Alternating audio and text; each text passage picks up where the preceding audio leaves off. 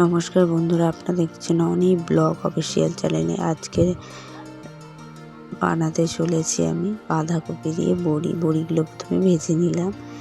নিয়ে তেলেতে একটু পাঁচফোড়ন দিয়ে পেঁয়াজগুলো ভেজে নিলাম। ওর মধ্যে একটু আদা রসুন বাটা দিয়ে দিলাম, দিয়ে আমরা একটু ভেজে নিলাম। নিয়ে টমেটো কুচিগুলো দিয়ে দিলাম, দিয়ে টমেটোগুলো একটু ভেজে নিলাম ভালো করে। টমেটোগুলো ভাজা হয়ে গেল, ওর মধ্যে আমরা সব সবজিগুলো দিয়ে দিলাম। বেগুন, সজনে ডাঁটা, বাঁধাকপি আর আলু, সব সবজিগুলো দিয়ে আমরা ভালো করে ওটাকে মিক্স করে নেব।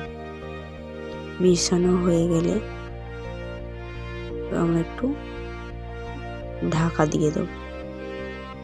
দিয়ে এরপরে আমরা একটু নুন দিয়ে দিলাম, দিয়ে আবার আমরা ঢাকা দিয়ে দিয়েছিলাম।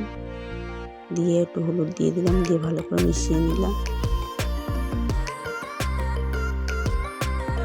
নিয়ে এবার এর মধ্যে আমরা বড়িগুলো দিয়ে দিলাম, দিয়ে ভালো করে কষিয়ে নিলাম। ভালো করে কষিয়ে নিয়ে এর মধ্যে আমরা এবার একটু জল দিয়ে দিলাম।